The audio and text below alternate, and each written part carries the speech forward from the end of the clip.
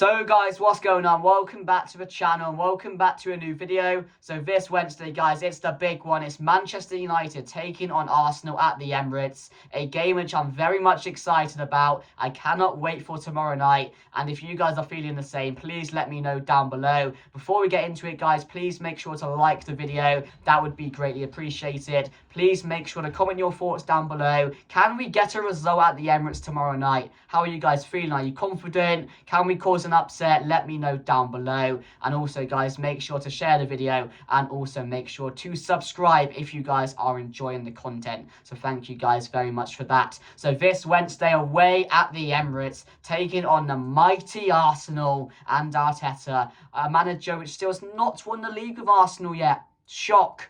And guess what? They're not going to as well this season. Even when Man City fall off the radar, Arsenal aren't there either. And Manchester United have the opportunity to end Arsenal's title hopes tomorrow night. Because it would be too much of a gap, wouldn't it? If Arsenal fail to get a result tomorrow when the pressure's on them at the Emirates against this new-look Manchester United side, when they don't get the job done, they're out of it, aren't they? So there's so much pressure on them and absolutely no pressure on Manchester United to get a result. Obviously, I would love to beat Arsenal. I would love to go there and somehow get a result. But for me personally, I just have a feeling that this type of game has come a bit too early for Manchester United to go and win. Especially with how we're coming along. We're improving game by game. We're seeing improvement, which is really good. We're seeing progress game by game, which is all I can ask for at the moment. Under a new manager, you just want to see the players adapt or start to adapt to that system, see them improve, seeing other players given an opportunity, and that's what we're seeing. And on Sunday, that was a really good performance against Everton, even though it wasn't our best team. That was really good to see. Bodo glimpse out the way, Everton, and now we've got Ruben Amorim's first big test as Manchester United manager. Somehow, can he go to the Emirates and get a result? Because it'd be good if he could, wouldn't it? But yeah, as I mentioned just a minute ago, I do think this game has come a bit too early for these players to have an effect at going to win it. The best thing I can probably ask for, we could probably ask for, is a draw out of the game. If we win it, it'll be a shock. It will be a real shock because Arsenal are heavy favourites. But anything can happen. We don't know how Ruben Amorim's going to set up against these big teams, or the top six, as you would say it. We don't know how he's going to play. We don't know what his best team is going to be. I do think we're going to get a bit of an incline on what his best team going forward is going to be tomorrow night. He's going to start his strongest team. Obviously, we don't have Kobe Mainu and Martinez due to yellow cards, so it's not going to be our strongest team possible, but we're going to get a bit of an idea on what players Ruben Amorim is going to favour, what players he feels fits his system best right now, and best team he can put out until the transfer window opens, when maybe he can make some investments, he can get some players in that's going to suit his system more than certain players will already. So it'll be interesting to see. We're going to find out a lot tomorrow night. I think the players as well will find out a lot about themselves, on where they stand in this team and what their position is as well. So there's a lot to look forward to. I'm just excited to see how we're going to set up and how the game's going to go tomorrow night, because a lot of people are expecting Arsenal to dominate. Are Manchester United going to sit back? Are we going to go for it? So many questions you can ask going into the game. But I see no reason why Ruben Amorim will be afraid to go to the Emirates. I don't think he will. I do think he's going to go toe-to-toe. He's going to put out his best team. He's going to be competitive. And that's all we can ask for. If we go there and lose, but we put in a result, we see a good performance, and we come out of it with so many positives, that's fine with me. Because we're expected to lose. We're expected to lose the game. But yeah, if we can somehow come out of it and end Arsenal's title hopes, God, it'll be so good. But I do think our most important players going into the game are going to be Amad Diallo, who right now is on absolute fire. In that right wing back spot, he's taking it like he was played there his whole life. That's how well he's playing there at the moment. And he's definitely our most dangerous player going forward. Defensively as well, he's doing his job. He's getting back. He's putting in the work for the team. And that's what you want. You want players who are hard-working, that are willing to run, are willing to give it their all. And Amad Diallo is the perfect person for that.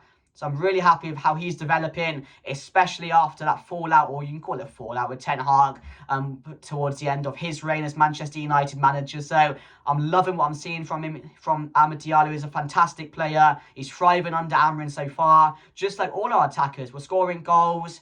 which again, we really struggled to under Ten Hag. We're looking good. We're creating chances when we're in possession, which again, didn't really happen often under Ten Hag. We're actually being ruthless in front of goal, which never happened under Ten Hag. So there's so many positives to take already. There's still so much to learn. There's still so much development in the team. There's still so much training to do.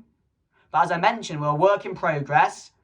This is going to take months. It's not going to take weeks. It will take months for us to really see this team at their best.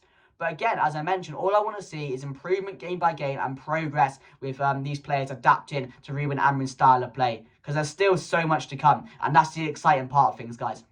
But I will put my team on the screen now. It actually might not be on the screen. I don't know if my editor's available, guys. So if not, I'll just walk you through it, guys, now. So Andre Nana in goal.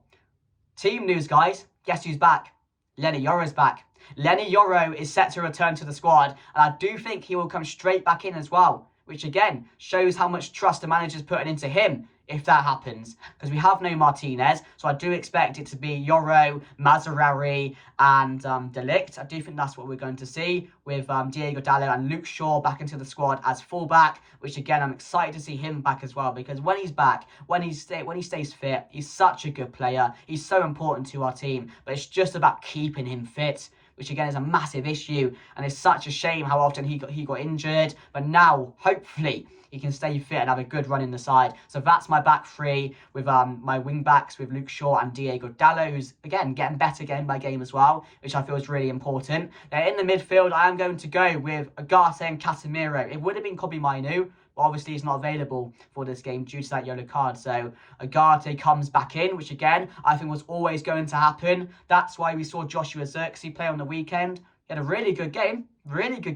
and he needs to stay at that level. But the reason he played and the reason Højlund was dropped was because Højlund was getting rested for this game tomorrow night, similar to Ugarte.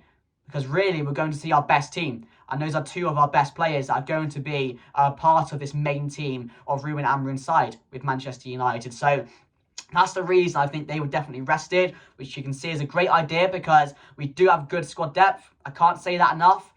If we can get all our players performing to their best level, our depth is going to be good. We can rotate. It's always good to be able to rotate and have competition for places. So I really want to see that level being maintained consistently throughout the rest of the season now. So I do think there's definitely positions that people can fight for. So I'm really happy with that and how he played on the weekend. But yeah, Ugarte and Casemiro, I'm not too confident with Casemiro in the midfield, especially up against Declan Rice, Odegaard, players like that, which are going to cause us so many problems. But yeah, that's what I've gone with. And then, of course, the front three, I have gone Bruno Fernandes, who will start. I have gone Højlund with Rashford in behind as well. I think Garnacho will be dropped as well. Rashford scored 2 goals on the weekend. He played and Garnacho didn't. So maybe that's a sign that Garnacho might play in the game, but I don't see it happening. I think he will trust Rashford. And in behind the striker, Rashford is really good against Everton as well. So I want to see that maintained and maybe see where that can go with Marcus Rashford playing in behind. And obviously the main man, Rasmus Højlund, up top. So that's my team going into it, guys. Let me know down below, how are you feeling going into it, guys? Let me know your teams as well. What would you change? But that really, other than Kobbie Mainoo and Martinez playing, possibly is our strongest team we can put out. And the main competition for me is what happens when Mazraoui goes out to the right wing back. What happens with Diallo? Does he play in behind the striker? That's another thing you can really question because we know Mazraoui, although he's playing well at centre-back, I think you can put him anywhere near play well. His position is right wing-back. He's most effective at right wing-back. But right now, Amad Diallo, he's causing issues for that because he's playing really well there. And we look like we're getting the best out of him in that position as well. But yeah, we'll have to see what happens, guys, when all our players are back fit with that defence as well. Because we have heard we are looking for new full-backs. I think we're looking for a left wing-back as well when the transfer window opens. It's the main position for Ruben Amorim. So it'd be very interesting to see what happens, guys. Because some players who deserve to play aren't going to be able to play. Which, again, causes an issue as well. Because you have a feeling that these players should be in the team. They won't be able to because other players will fit the system better than they do. So be interesting to see what happens, guys. But that's my team going into it. A bit about Arsenal, guys. We know their key players. We know how good they've been at the Emirates. Saka's thriving. He's in really good form at the moment. He's really hot. Odegaard, since his injuries, come back into the side, and Arsenal looks so good again. It's the Odegaard effect. He's nothing like Bruno. I can't say he is. I prefer Bruno. I think Odegaard's lovely to watch. He's a really good footballer, but I just think Bruno is still one of the most underrated players in the world. He will never get the recognition he deserves. But yeah, they're playing well. Havertz is playing well. They scored a lot of goals against West Ham, didn't they? They looked really good. Declan Rice is back. Saliba, Gabriel. They're threats from set pieces. We know how good they are. They're a complete side. They may not win trophies, which again is what you really need to do, and that's why you got to question Arteta at times. But they're playing good football. They're a well set up side. They will score goals. They're going to score goals tomorrow. It's going to be a very close game. I'll say that. But for me, it's a free hit, as I mentioned. It's a free hit. There's no pressure on us. Go out there, express yourself. Go and show the world what you're about, Ruben Amorim. That's what I say. Go and show the world what you're about. Go into the Emirates, one of the hardest places to go. Go there, fight, and see what you can do. That's all I can ask for Ruben Amorim could do, and these players, to go and just put up a performance tomorrow night and see what can happen. But all I want to see is us come out of that game with so many positives to talk about, and we can say, do you know what? We saw what happened there. We saw an idea of how we're going to play against these top teams. We saw an idea of how we can kill off these top teams. And with work and with progress and down the line, when we're able to execute these performances better against these top teams, we'll stand a much better chance of winning. But yeah, I just think it's come a bit too early. I know we've got City coming up as well, but they're not in the best of form. But this type of game, it's just come too early for me. It's a massive test. It's a huge test.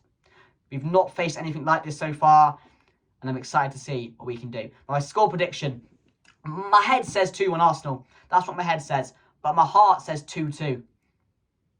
My heart says 2-2, so I'm going to stick with that. 2-2, guys, on the day. I do think we'll score. We can definitely have some luck in front of goal. Højlund's playing well. Rashford scored 2 goals. Bruno had 2 assists, so the confidence is there. We've got to take it into this game. We've got to be up for it. We've got to be willing to run. I can't mention that enough tomorrow night, because this is a team which is going to dominate the ball. This is a team which is going to are going to dominate chances. So it's just about being on song, making sure we all win our duels, make sure we all know where we need to be in our positions, and just make sure that we do everything right. I can't stress that enough. But yeah, guys, let me know your thoughts down below. If you did enjoy, please make sure to like, comment, and subscribe to the channel. Make sure to share the video. I'm going with 2-2. I'm not confident, guys, but, you know, anything can happen. Anything can happen. And we don't know how we're going to set up. We don't know how we're going to play. We don't know what we're going to see. But yeah, I'm excited, guys. I'm excited. So yeah, like, comment, and subscribe. Thank you for watching. Subscribe as well, because we are nearly, guys, at 7,500. No, 7,800. Far past that, guys. So yeah, thank you very much, and I'll see you guys later. Goodbye.